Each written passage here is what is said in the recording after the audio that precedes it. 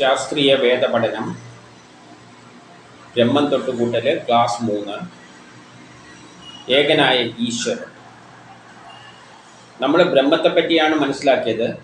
പ്രപഞ്ചം സൃഷ്ടിക്കുന്നതിന് മുമ്പിൽ ഒരു സംഗതി ഉണ്ടായിരുന്നു. ഒന്നുമില്ലാത്തതിൽ നിന്ന് പ്രപഞ്ചം ഉണ്ടാകാൻ പറ്റില്ല. അപ്പോൾ ആ ഒന്നുമില്ല എന്നുള്ള അവസ്ഥയിലുള്ള സംഗതിയാണ് ബ്രഹ്മം എന്ന് കണ്ടു. പക്ഷേ ആ ബ്രഹ്മത്തിൻ്റെ ഒരു പ്രത്യേകത, അത് കാണാനും കേൾക്കാനും ഒന്നും പറ്റില്ല. അതിനൊരു വിചാരങ്ങളും ഇല്ല, അതിനൊരാഗ്രഹങ്ങളും ഇല്ല. അത് നിർഗുണമാണ്.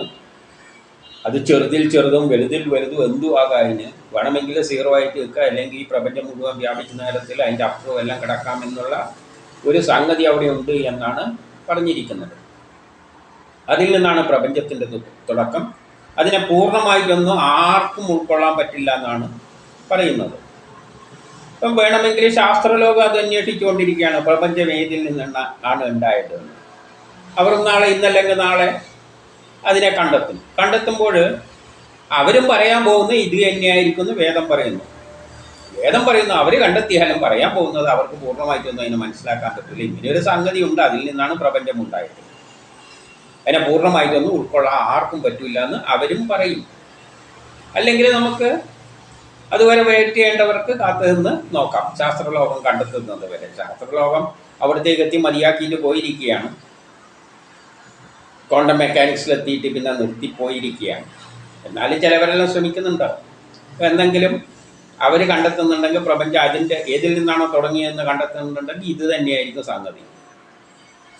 അത് കാലത്തിന് വിട്ടുകൊടുക്കാം. പക്ഷേ വേദം പറയുന്നു ഇവിടെ തന്നെയാണ് എത്താൻ പോകുന്നത്. ഇനി നമുക്ക് ഈശ്വരനെ മനസ്സിലാക്കണം. ഈശ്വരനും ബ്രഹ്മവും തമ്മിൽ ചെറിയ വ്യത്യാസമുണ്ട്. അപ്പം ബ്രഹ്മം ഏകനാണ്, അതൊരു ശാസ്ത്ര പ്രതിഭാസമാണ്, അതും സയൻസ് തന്നെയാണ്. അതൊരു പ്രേരക ശക്തി, അതിൽ നിന്നാണ് പ്രേരക ശക്തി ഉത്ഭവിക്കുന്നത്. ഒരു പ്രേരക ശക്തി, ആ ശക്തിയും ഇന്നത്തെ സയൻസ് പോലെയുള്ള ഒരു സയൻസ് ശക്തി തന്നെയാണ്.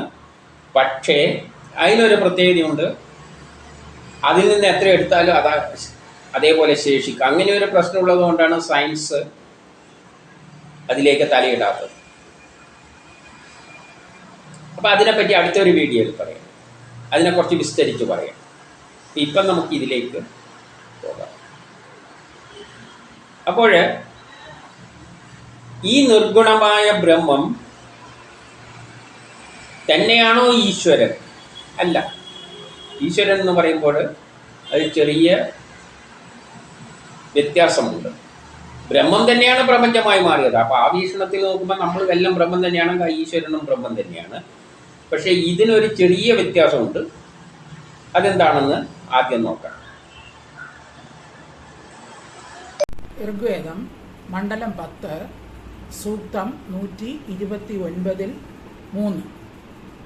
ഋഷി പരമേഷ്ടി, ദേവത പരമാത്മാവ്, ഛന്ദസ് ത്രഷ്ടുപ്പ്. തമ ആസീത് തമസാ ഗുലഹമഗ്രേ പ്രകേതം സലിലം സർവമായിദം തുച്ഛേന അപ്യഭിഹിതം യദാസീത് തപസസ്തന്മഹിനാ അജായദൈകം. മുമ്പ് തമസ് ഉണ്ടായിരുന്നു. ഈ ലോകം തമസിനാൽ മൂടപ്പെട്ടിരുന്നു. മായ അത് ഏകീഭവിച്ചിരുന്നു. എങ്കിലും തപസ്സിന്റെ മഹത്വത്താൽ ജഗത്ത് ഉൽപ്പന്നമായി. മുമ്പ് തപസ് മാത്രമേ ഉണ്ടായിരുന്നുള്ളൂ. ആദ്യം ഇരുട്ടാണ്, എല്ലായിടത്തും ഇരുട്ടാണ്, ഒന്നുമില്ല എന്നർത്ഥം. ഇരുട്ടെന്നൊന്നും ചിന്തിക്കണ്ട, ഇരുട്ടുമില്ല, ഒന്നുമില്ല, അങ്ങനെയുള്ളൊരു അവസ്ഥയാണ്. തമസിനാൽ മൂടപ്പെട്ടിരിക്കുന്നു, അതായത് അജ്ഞാതമായ എന്തോ കൊണ്ട് മൂടപ്പെട്ടിരിക്കുകയായിരുന്നു. അത് ആദ്യം ഒന്നുമില്ല, മായ ഏകീഭവിച്ചിരിക്കുകയായിരുന്നു. ഈ മായ ഏകീഭവിക്കുക എന്ന് പറയുമ്പോൾ പ്രപഞ്ചമാണ് മായയായിട്ട് ചിത്രീകരിക്കുന്നത്. ഒരു ദിവസം അതൊന്ന് മാഞ്ഞ് ബ്രഹ്മത്തിൽ പോയിലേക്കും, പിന്നെ ആദ്യം ഉണ്ടാവും, പിന്നെ മാഞ്ഞ് ബ്രഹ്മത്തിലേക്കും. അതിലുള്ള ആൾക്കാരെല്ലാം ഞാനെന്ന ചിന്ത വെച്ച് നീങ്ങുന്നുണ്ടെങ്കിലും യഥാർത്ഥത്തിൽ അതിൻ്റെ പിന്നിൽ ഈ ശക്തി തന്നെയാണ് കളിപ്പിക്കുന്നത്. നമ്മളൊരു ഞാനെന്നൊരു ചിന്താഗതി ഉണ്ടാക്കിയിട്ട് നമ്മളെ കൊണ്ട് കളിപ്പിക്കുകയാണ്. ആ സത്യം നമുക്ക് തിരിച്ചറിയാത്തത് കൊണ്ടാണ് നമ്മൾ മായയിൽ അകപ്പെട്ടിട്ട് എന്തെല്ലോ ചെയ്യുകയാണ്. യഥാർത്ഥത്തിൽ അതാണ് ജയിക്കുന്നതെന്ന് നമുക്ക് മനസ്സിലാകുന്നില്ല. അതുകൊണ്ടാണ് മായ എന്നൊരു, അല്ലാതെ ഇങ്ങനെ ഒരു പ്രപഞ്ചം ഇല്ല എന്നൊന്നും അർത്ഥമില്ല, അതെല്ലാം ഉണ്ട്. പക്ഷേ നമ്മൾ ചിന്തിക്കുന്ന തരത്തിലല്ല അതുള്ളത്, അതെല്ലാം നമ്മളെ കൊണ്ട് കളി ചെയ്യിപ്പിക്കുകയാണ്. അതാണ് മായ ഭ്രമത്തിലകപ്പെട്ട് ചെയ്യുന്നു എന്ന അർത്ഥമേ അതിനുള്ളൂ. അതിലെങ്ങനെയാണെന്നല്ല നമുക്ക് പിന്നീട് കാണാം. അതിൻ്റെ തപസ്സിനാലാണ് ജഗത്ത് ഉൽപ്പന്നമായത്. ഏതിൻ്റെ? ഈ ബ്രഹ്മത്തിൻ്റെ ആദ്യമുണ്ടായിരുന്ന നിർഗുണമായ ആ ഒരു സംഗതിയുടെ തപസ്സിൽ നിന്നാണ്. തപസ് എന്ന് പറയുമ്പോൾ നമ്മളൊരു കാര്യത്തിൻ്റെ ലക്ഷ്യപ്രാപ്തിക്ക് വേണ്ടി, എന്തോ ഒരു ലക്ഷ്യപ്രാപ്തിക്ക് വേണ്ടി മനസ്സിനെ ഏകാഗ്രമാക്കുന്ന ഒരു പ്രവൃത്തിക്കാണ് തപസ് എന്ന് പറയുന്നത്. അപ്പം അവിടെ ആ ശക്തിക്ക് ഒരു തോന്നലുണ്ടായി, ഒരു പ്രപഞ്ചമായി മാറണം. ആ തോന്നൽ വരുമ്പോൾ അത് ബ്രഹ്മമല്ലാതായിട്ട് മാറും. ബ്രഹ്മത്തിൻ്റെ നിർവചനം എന്ന് പറഞ്ഞു കഴിഞ്ഞാൽ അതിന് വികാരവും വിചാരവും ഇല്ല, അങ്ങനെ ഒരു തോന്നലും ഇല്ലാതാണ്. അപ്പം അതിൽ നിന്ന് കുറച്ച് മാറ്റിയാലും അത് ശേഷിക്കുമെന്ന് പറഞ്ഞതിൽ നിന്നും അതിൽ നിന്ന് ഒരു ചെറിയ ഘടകത്തിന് ഒരു പ്രപഞ്ചമുണ്ടായി മാറിയണം എന്ന് തോന്നിയപ്പോൾ ആ തോന്നലുണ്ടാകുന്ന ശക്തിയാണ് ഈശ്വരനായിട്ട് കാണേണ്ടത്. ബ്രഹ്മം തന്നെയാണ്. ബ്രഹ്മത്തിനൊരു തോന്നലുണ്ടായി, ഒരു ജഗത്ത് ഉണ്ടാക്കണം, ഒരു പ്രപഞ്ചം ഉണ്ടാക്കണം, ഘട്ടം ഘട്ടമായിട്ട്. അപ്പം ആ തോന്നലുണ്ടാകുമ്പോൾ ആ ബ്രഹ്മത്തിൻ്റെ ക്വാളിറ്റീസ് ഒന്ന് മാറി. പിന്നെ അതിനെ ബ്രഹ്മം എന്ന് പറയാൻ പറ്റില്ല. അതിൽ നിന്നാണ് വന്നതെങ്കിൽ അത് തന്നെയാണെങ്കിലും, പക്ഷെ ആ നിർവചനം എന്ന് പറയുമ്പോൾ വിചാരമൊന്നും ഇല്ലാത്ത സംഗതിയാകുമ്പോൾ പിന്നെ ഈ തോന്നലും ഉണ്ട് എന്ന് പറഞ്ഞു കഴിഞ്ഞാൽ അത് മാച്ച് ആവില്ല. അതുകൊണ്ട് വേറൊരു പേര് കൊടുക്കുന്നു, ഈശ്വരൻ. ഈശ്വരൻ എന്നല്ല വേദങ്ങളിൽ ഉപയോഗിച്ചിരിക്കുന്നത്, പരമേശ്വരൻ എന്നെല്ലാം ചിലപ്പം പറയും. പക്ഷേ വേറൊരു തരത്തിലും പുരുഷനും പ്രകൃതിയായിട്ടാണ് മാറുന്നത്. പ്രകൃതിയാകുമ്പോൾ സ്ത്രീക്ക് മുൻതൂക്കം കൊടുക്കണം. അപ്പം പുരാണ കഥകളിലെല്ലാം വരുമ്പോൾ ആദി പരാശക്തിയായിട്ട് ചിത്രീകരിക്കും. കാരണം പുരുഷനും പ്രകൃതിയാണല്ലോ. അപ്പോൾ പ്രകൃതി എന്ന് പറയുമ്പോൾ സ്ത്രീയാണ്, മറ്റേ പുരുഷൻ പ്രേരക ശക്തിയാണ്. അതും ഒരു പ്രേരക ശക്തിയാണ് പുരുഷൻ എന്ന് പറയുന്നത്. അപ്പം ബ്രഹ്മത്തിൻ്റെ തന്നെ ദ്വയമായിട്ടും എടുക്കാം ഈ ആദിപരാശക്തിനെ. ബ്രഹ്മ നിർഗുണമാണ്, ഒരു സ്വഭാവമില്ല. പക്ഷെ ആദിപരാശക്തിക്ക് പ്രപഞ്ചം ഉണ്ടാക്കണം എന്നുള്ളൊരു സ്വഭാവമുള്ള ബ്രഹ്മം തന്നെയാണ്. എല്ലാം ബ്രഹ്മമാണ്. പക്ഷെ ഇതിന് ഒരു ജഗത്ത് ഉണ്ടാക്കണമെന്നുള്ളൊരു ചിന്ത വരുമ്പോൾ ആ ചിന്ത വരുന്നതിനെയാണ് ഈശ്വരനായിട്ട് കാണേണ്ടത്. അതും ബ്രഹ്മത്തിൽ നിന്ന് ഒരു വ്യത്യാസമില്ല. ബ്രഹ്മത്തിന് ഒരു ദിവസം ഒരു സൃഷ്ടി നടത്തണമെന്ന് തോന്നി, അപ്പം അത് ബ്രഹ്മം തന്നെയാണ്. പക്ഷെ ആ നിർവചന പ്രകാരം വിചാരം ഉണ്ടാകാൻ പാടില്ല. അപ്പം വിചാരം ഉണ്ടായ അതിൻ്റെ അകത്ത് ഒരു ഘടകത്തിൽ നിന്ന് അത് മാറിയാലും, നേരത്തെ ഒരു തത്വം പറഞ്ഞിട്ടുണ്ട്, 10 ഉണ്ടെങ്കിൽ ആ 10 തന്നെ അതിൻ്റെ അകത്ത് ഒരു ഭാഗം മാറിയിട്ട് പ്രപഞ്ചം ഉണ്ടാക്കാം. അതിനെതിരായിട്ടുള്ള ചിന്താഗതിയിൽ ഒരു പ്രപഞ്ചം ഉണ്ടാക്കണം. ഇതിനെ നിർവികാരം, ഒരു വികാരം ഇല്ലാതെയാണ്. പക്ഷെ ഇതിനെ തോന്നിയാണ് ഒന്നായി മാറണമെന്ന് തോന്നുമ്പോൾ അതിൻ്റെ ക്വാളിറ്റീസ് ആ കാറ്റഗറിയിൽ നിന്ന് എടുത്ത് ദൂരെ കളയണ്ടേ. കാരണം ബ്രഹ്മം എന്ന് പറയുമ്പോൾ നിർഗുണമായിരിക്കണമല്ലോ. ഒരുത്തൻ തലതിരിഞ്ഞു പോയാലോ. അപ്പോൾ നമ്മൾ ആ കാറ്റഗറിയിലല്ല കൊടുത്തു. അതുപോലെ തന്നെ ബ്രഹ്മത്തിന് ഒരു നിർഗുണമായിരിക്കുന്നതിൽ നിന്ന് ഒന്ന് മാറുമ്പോൾ അതിന് ആ സ്വഭാവം വന്നപ്പോൾ, പ്രപഞ്ചം ഉണ്ടാകണമെന്നുള്ളൊരു ചിന്താഗതി വന്നപ്പോൾ പിന്നെ ആ കാറ്റഗറിയിൽ പെടുത്താൻ പറ്റില്ല. അതുകൊണ്ട് അതിന് വേറൊരു പേര് കൊടുത്തു, പരമേശ്വരൻ. പിന്നെ അതാണ് പ്രകൃതിയായി മാറി നിൽക്കുന്നത്. കൊണ്ട് പുരാണ കഥകളിലെല്ലാം പറയുമ്പോൾ ആദിപരാശക്തി എന്ന് പറയും. ഇപ്പം ബ്രഹ്മവും ഇതും തമ്മിലുള്ള വ്യത്യാസം എന്തേ ഉള്ളൂ? അതിന് പ്രപഞ്ചം ഉണ്ടാക്കണം ഒരു പ്രപഞ്ചം ഉണ്ടാക്കണമെന്ന് തോന്നൽ ഉണ്ടായി. ആ തോന്നലുണ്ടാകുന്ന അവസ്ഥയിൽ അതാണ് ബ്രഹ്മവും നിർഗുണമായ ബ്രഹ്മവും ഈശ്വരനും തമ്മിലുള്ള ഒരു വ്യത്യാസം. പക്ഷെ അതും ബ്രഹ്മത്തിൽ നിന്ന് ആയതുകൊണ്ട് ബ്രഹ്മത്തിൻ്റെ കൺട്രോളിൽ തന്നെയാണ് അതുള്ളത്. അതിൽ നിന്ന് എന്തുണ്ടായാലും ബ്രഹ്മം തന്നെയാണെന്ന് പറഞ്ഞ സ്ഥിതിക്ക് ആ ശക്തിയും ബ്രഹ്മത്തിൻ്റെ കൺട്രോളിൽ തന്നെയാണ്. അത് നിർഗുണമായിട്ട് നിൽക്കുന്നുണ്ട്. പക്ഷെ അതിൽ നിന്ന് ഒരു വിഭാഗത്തെ മാറ്റി അതിന് ഈശ്വരനായിട്ട് പറയും. ഇപ്പം ഞാൻ ചില സമയത്ത് കണ്ട ഒന്ന് പറയാം. ഒരു പട്ടിക്കുട്ടികളിൽ ഈ അമ്മ പട്ടി, പെൺപട്ടി ഇങ്ങനെ ചുരുണ്ടുകൂടി കിടന്നുറങ്ങുന്നുണ്ടാവും. അതിൽ നിന്നും ഉൽപ്പന്നമായ പട്ടിക്കുട്ടികൾ അവിടെ നിന്ന് ഗുസ്തിയും പരിയും എന്തെല്ലോ കാട്ടിക്കൂട്ടുന്നുണ്ടാവും. പക്ഷെ ഇത് കണ്ടില്ല എന്ന് വെച്ച് കിടക്കും. പക്ഷെ ഇടക്കൊന്ന് കണ്ടിട്ട് നോക്കും. എന്തെങ്കിലും വേണ്ട കാരണം എവിടെയെങ്കിലും എന്തെങ്കിലും പറ്റിപ്പോയാൽ. അതുകൊണ്ട് അതിങ്ങനെ ശക്തമായി കിടന്നിട്ടുണ്ട് ക്ഷീണം കൊണ്ട്.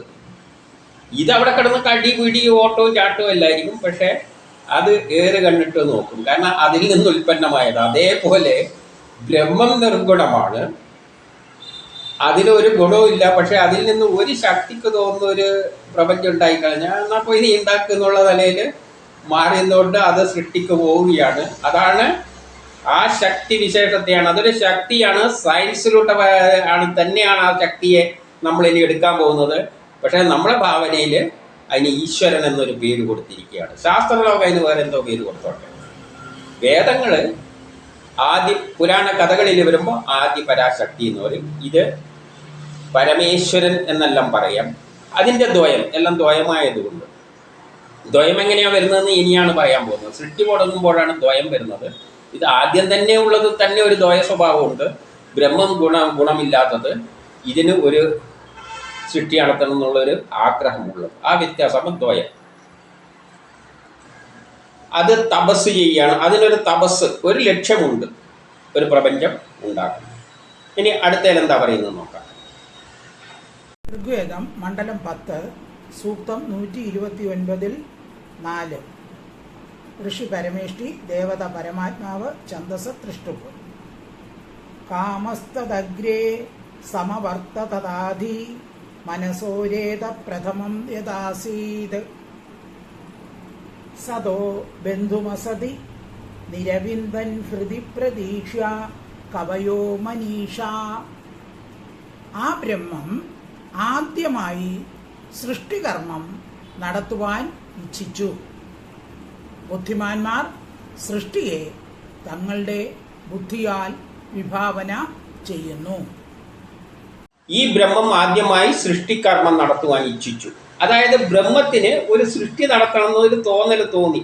അത് തോന്നുന്ന സമയമൊന്നും തോന്നുന്നതല്ല, അതിൻ്റെ ഇഷ്ടത്തിന്, അത് സ്വതന്ത്രമായിട്ടൊന്നുമല്ല. എല്ലാം ഒരു നിയമത്തിനനുസരിച്ചാണ് പോകുന്നത്. സൃഷ്ടി ഉണ്ടാക്കി പിന്നെയും വിലയം പ്രാപിക്കും. അപ്പം നേരത്തെ മായ ഏകീഭവിച്ചിരിക്കുന്നു എന്ന് പറഞ്ഞല്ലോ. ആ മായ ഏകീഭവിച്ചു എന്ന് പറഞ്ഞാൽ അതിന് മുമ്പിൽ ഒരു പ്രപഞ്ചം ഉണ്ടായിരുന്നു.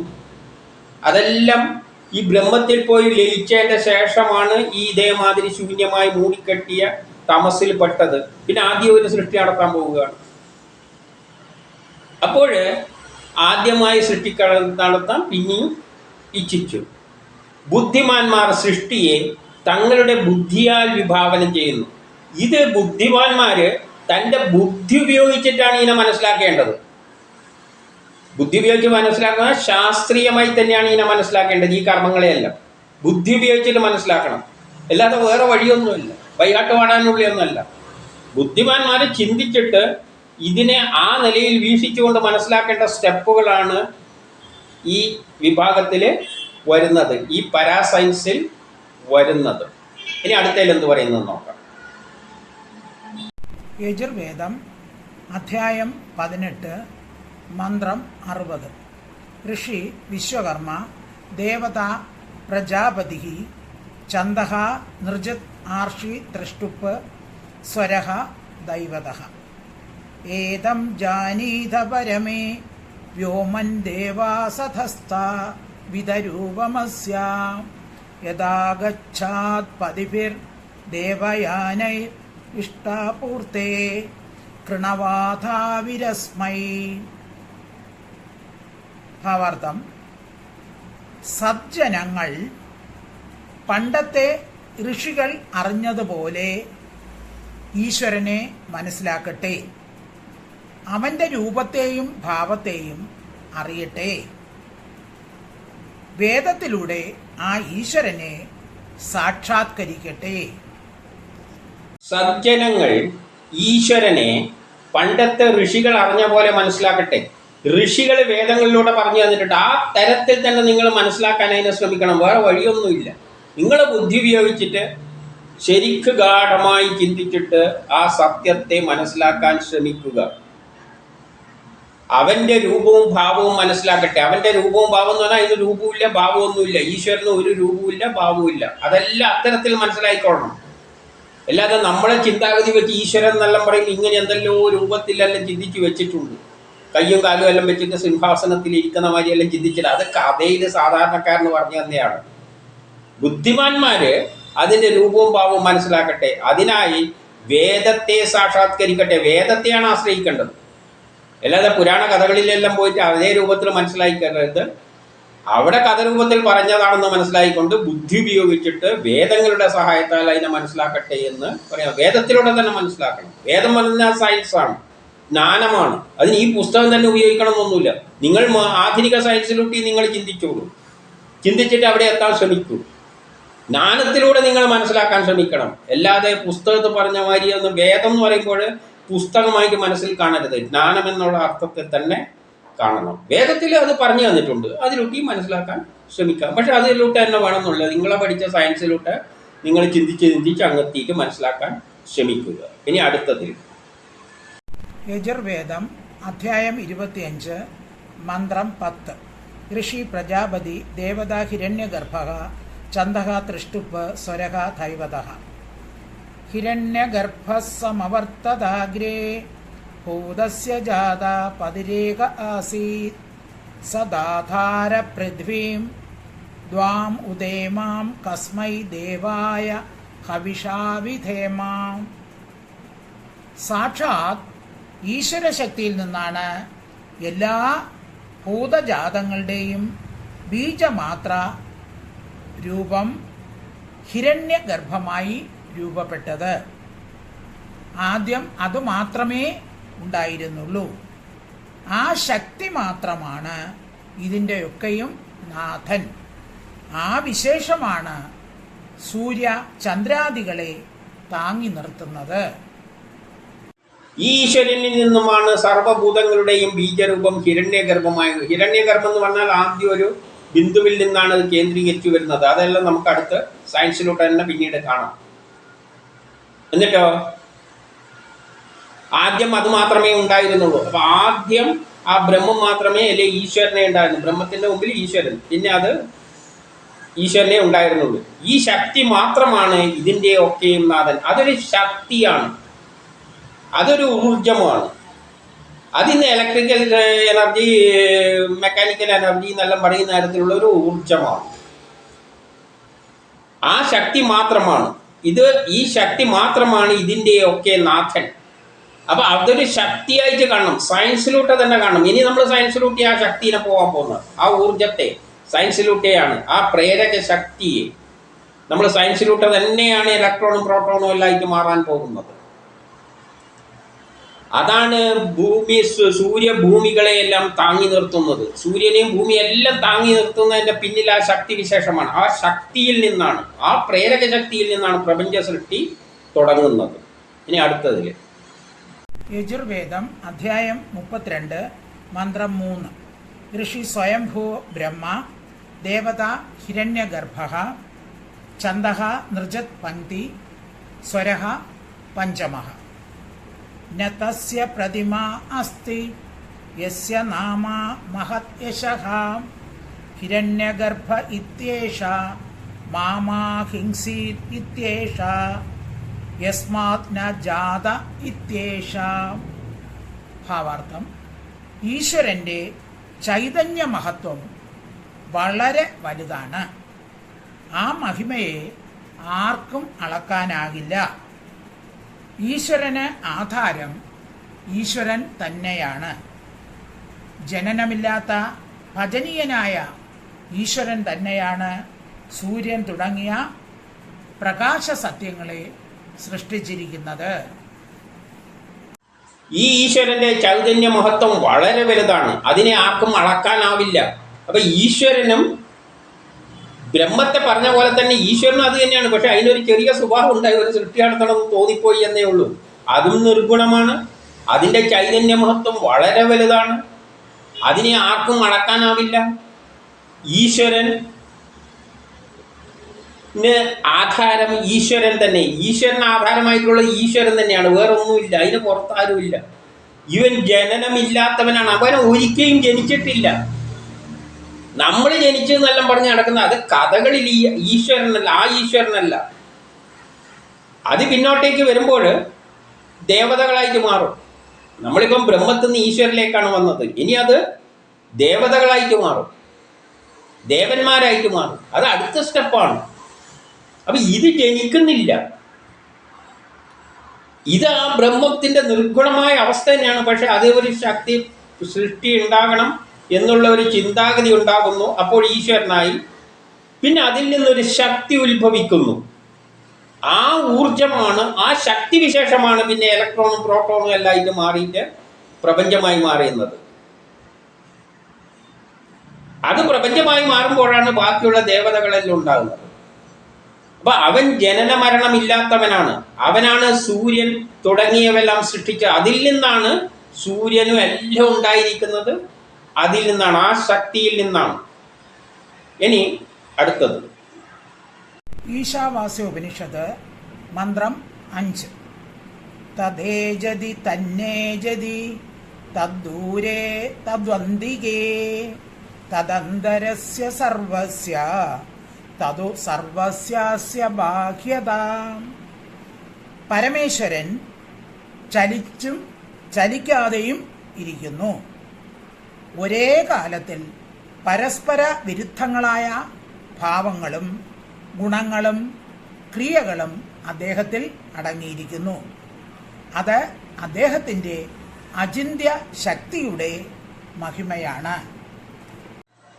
ആ പരമേശ്വരൻ ചലിച്ചു. അപ്പം പരമേശ്വരൻ എന്നാണ് ഈശ്വരന് വേദങ്ങൾ ഉപയോഗിക്കുന്ന പേര്, അല്ലെങ്കിൽ ഉപനിഷത്തിൽ. ആ പരമേശ്വരൻ ചലിച്ചും ചലിക്കാതെയും ഇരിക്കും. ചിലപ്പോൾ അത് നിശ്ചലമായിരിക്കും, ചിലപ്പോൾ ചലിക്കും. അപ്പം നമ്മൾ ഇവിടെ പ്രപഞ്ചമെല്ലാം ശാന്തമായി നിൽക്കുന്നുണ്ടെങ്കിൽ അത് ശാന്തമായി നിൽക്കുന്നു കാണാം. ചില സമയം അതെന്തായിരിക്കാം, വലിയ പ്രളയങ്ങളെല്ലാം ഉണ്ടാകുന്നതായിട്ടും കാണാം. ഒരേ സമയം പരസ്പര വിരുദ്ധമായ കാര്യങ്ങൾ ചെയ്യാൻ അതിന് പറ്റും. അത് ചെയ്യുന്നത് പരസ്പര വിരുദ്ധമാണ്. അതുകൊണ്ടാണ് ദ്വയമായിട്ട് സൃഷ്ടിച്ചത് എന്ന് പറഞ്ഞത്. ഒന്ന് നല്ല കാര്യം ചെയ്യുമ്പോൾ അടുത്ത പാപം ഉണ്ടൊക്കെ പുണ്യമുണ്ട്. പരസ്പര വിരുദ്ധമായ ഓരോ കാലത്തിൽ അത് പരസ്പര വിരുദ്ധമായ കർമ്മങ്ങൾ ചെയ്യും. അതിന് കാര്യസാധിക്ക് വേണ്ടി നമ്മളീ പറയുന്നുണ്ടല്ലോ, കാര്യസാധിക്കാൻ വേണ്ടിയിട്ട് ചെകുത്താൻ്റെയും കാല് പിടിക്കാമെന്ന്, അല്ലെങ്കിൽ ശത്രുവിൻ്റെ കൂട്ടുപിടിക്കാം. വേറൊരു ശത്രുവിനെ കാണുമ്പോൾ അതിൻ്റെ ശത്രുവിനെ മിത്രമ, ഇങ്ങനെയെല്ലാം ഉണ്ടല്ലോ.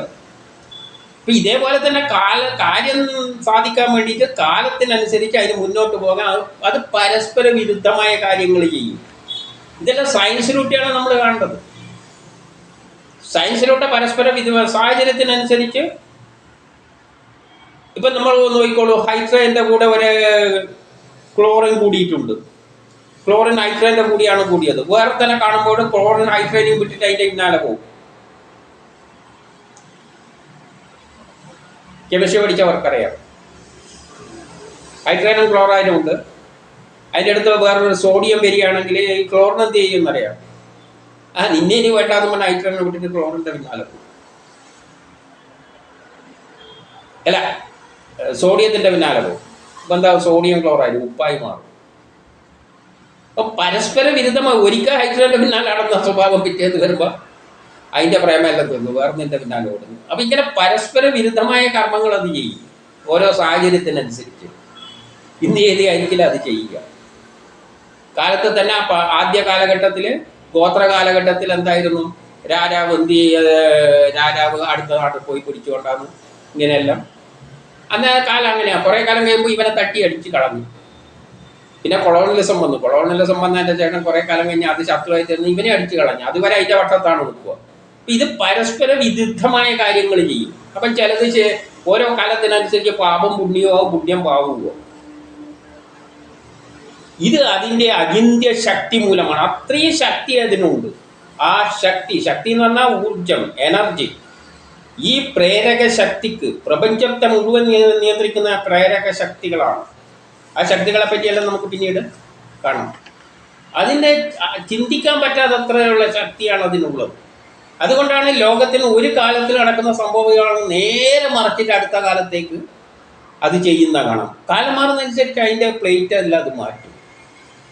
ഇത് അതെന്ന് പറയുമ്പോഴൊന്നും മനുഷ്യരൂപമൊന്നും ചിന്തിക്കുമോ, മനുഷ്യൻ്റെ ചിന്തയൊന്നും വന്നു അതിന് രൂപവും ഭാവമൊന്നും ഇല്ല. ഒരു സയൻസ് പ്രതിഭാസം, energy, electrical energy, mechanical energy, chemical energy എന്നെല്ലാം പറയുന്ന മാതിരി തന്നെ ഒരു ഊർജം. എന്തോന്ന്, പ്രേരക ശക്തി. പ്രേരക ശക്തി, അതിനെ പേര് കൊടുക്കാം പ്രേരക ശക്തി എന്ന് പറയും. അതാണ് ഈശ്വരൻ. ഈശ്വരനിൽ നിന്ന് ഉത്ഭവിച്ച ആ ശക്തി. ഇനി അടുത്തതിൽ ഋഗ്വേദം മണ്ഡലം 10 സൂക്തം 114-5. ഋഷി വിരൂപ ഗോത്രൻ ക്ഷത്രിയോ തപപുത്രൻ ഖർമാനോ. ദേവത വിശ്വദേവതകൾ ഛന്ദഃ തൃഷ്ടുപ്പ് ജഗതി. സുവർണം വിപ്രാ കവയോപജോഭിരേകം സന്തം ബഹുധാ കൽപ്പയന്തി ഛന്ദാംസി ച ദധതോ അധ്വരേഷു ഗ്രാഹാന്ത് സോമസ്യ മിമതേ ദ്വാദശാ. ഭാവാർത്ഥം: ഈശ്വര രൂപമാകുന്ന പക്ഷി ഏകമാകുന്നു. എന്നാൽ ജ്ഞാനികൾ അതിനെ താന്താങ്ങളുടെ ദൃഷ്ടികോണത്തിൽ വിഭിന്ന രൂപത്തിൽ ഉപദേശിക്കുന്നു. അവരവരുടെ രീതിയിൽ ഉപാസിക്കുകയും ചെയ്യുന്നു. ഈശ്വരനാകുന്ന പക്ഷി ഏകനാകുന്നു. അപ്പം ബ്രഹ്മം ഒരു സ്വഭാവം വരുമ്പോൾ അതും ഏകനാണ്. ബ്രഹ്മം തന്നെയാണത്, വേറെ ഒന്നുമില്ല. ജ്ഞാനികൾ അവരവരുടെ ദൃഷ്ടികോണിൽ കൂടി ഭിന്ന രീതിയിൽ ഉപാസിക്കുന്നു, അവരുടെ രീതിയിൽ ഉപദേശിക്കുന്നു. ഈ ബ്രഹ്മത്തെ ഓരോ ആൾക്കാർ അവരവരുടെ വീക്ഷണകോണിൽ കൂടി വ്യാഖ്യാനിച്ചിട്ടുണ്ട്. അത്രേ ചെയ്തിട്ടുള്ളൂ. ചിലവരതിന് അള്ളാന്ന് പേര് കൊടുക്കുകയോ യഹോവാന്ന് പേര് കൊടുക്കുകയോ എന്തെങ്കിലും പരമേശ്വരൻ്റെ പേര് കൊടുക്കുകയോ ശാസ്ത്രലോക ഹിഗ്സ് ബോസൺസിൻ്റെ അപ്പുറമുള്ള വേറെ പേര് കൊടുത്തില്ല എന്നാണ് എനിക്ക് തോന്നുന്നത്. എന്തെങ്കിലും പേര് കൊടുക്കും, അതിലൊന്നും കാര്യമൊന്നുമില്ല. ഓരോ ആളും അവരവരുടെ സാഹചര്യത്തിനനുസരിച്ച് ജനങ്ങളുടെ വിദ്യാഭ്യാസ നിലവാരം അനുസരിച്ച് ഉപദേശിച്ചു കൊടുക്കും. അത്രയേ ഉള്ളൂ. പഠിപ്പില്ലാത്തവരോട് കഥരൂപത്തിൽ പറഞ്ഞു കൊടുക്കാനല്ലേ പറ്റും. അപ്പോൾ ഓരോ ആൾ അവരവരുടെ നിലയിൽ വ്യാഖ്യാനിച്ച് ഭിന്ന രീതിയിൽ ഉപദേശിക്കുന്നു, അവരവരുടെ രീതിയിൽ ഉപാസിക്കുന്നു. ഇത്രയേ ഉള്ളൂ, അല്ലാതെ വേറെ വ്യത്യാസമൊന്നും ഇല്ല. സയൻസിലൂടെ നമ്മൾ കാണുമ്പോൾ ആ പ്രശ്നങ്ങൾക്കെല്ലാം ഉത്തരം. അതുവരെ ആദ്യകാലത്തിൽ ഇങ്ങനെയല്ലേ പറയാൻ പറ്റും. സയൻസിലൂടെ അല്ലാതെ ഇതിനെയൊന്നും. ഇനിയിപ്പോൾ നമ്മൾ പോകുന്നത് ഇലക്ട്രോണും പ്രോട്ടോണും എല്ലാം ആയിട്ടാണ് ഇങ്ങനെ പോകാൻ പോകുന്നത്. ക്വാണ്ടം മെക്കാനിക്സിലൂടെ എല്ലാം പോകാൻ പോകുന്നത്. സയൻസ് അറിയാത്ത കാലത്ത് അതിനെല്ലാം എങ്ങനെയാണ് ഉപദേശിക്കുന്നത്. അപ്പോൾ അവർ വായിക്കുമെന്നവർ ഉപദേശിച്ചിട്ടുള്ളൂ. അത്രയേ ഉള്ളൂ. ഓരോ ആൾക്കാർ അവരവർക്ക് പറയുന്ന പറ്റുന്ന തരത്തിൽ വ്യാഖ്യാനിച്ചിട്ടുണ്ട്. അപ്പോൾ പക്ഷേ ഇതത്രയേ ഉള്ളൂ, ഇതെന്തേ ഉള്ളൂ, ഒന്നേ ഉള്ളൂ. അതൊരു ശക്തി വിശേഷമാണ്. ഇനി നമുക്ക് അടുത്തയിലേക്ക് കാണാം.